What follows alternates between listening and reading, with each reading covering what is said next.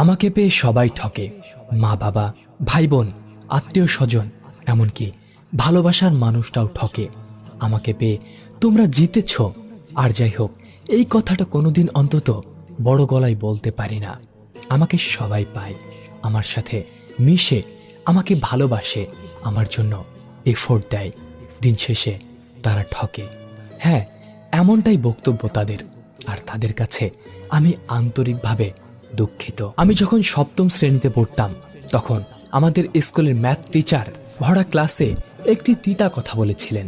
তবে কথাটি তিতা হলেও চরম সত্য, রূঢ় বাস্তব। স্যার বলেছিলেন, সেই মা ততক্ষণ পর্যন্ত মা হতে পারে না যতক্ষণ পর্যন্ত না সে তার সকল সন্তানকে সমপরিমাণ ভালোবাসে। কার কাছে কথাটি কেমন লেগেছিল জানি না, কারো মনে আছে কিনা আমি তাও জানি না। তবে আমি কেন জানি না খাতায় নোট করে রেখেছিলাম লাইনটা। সৎ মায়ের খারাপ আচরণ, দুর্ব্যবহারের কথা সিনেমা, নাটক, উপন্যাস এবং লোকমুখে সবাই বলে, অথচ আপন মা বাবার দেওয়া আঘাত, তাদের দুর্ব্যবহারের কথা কেউ সামনে আনতে চায় না। এই তিক্ত সত্য নিয়ে কেউ কথা বলে না, অথচ ভুক্তভোগী অজস্র সন্তান। আমার এই কথাটি হয়তো বেশ অনেকেই রিলেট করতে পারবে তাদের নিজেদের সাথে। যে সমস্ত সন্তানেরা পরিবারের অবহেলার শিকার, জীবনের কোনো একটা পর্যায় থেকে তারা পরিবারের সাথে থেকেও পরিবারকে হারিয়ে ফেলেছে, পরিবারের অপমান, লাঞ্ছনা, গঞ্জনার শিকার হতে থাকে অনবরত, অথচ তারাই তাদের পরিবারকে সবচেয়ে বেশি ভালোবাসে এবং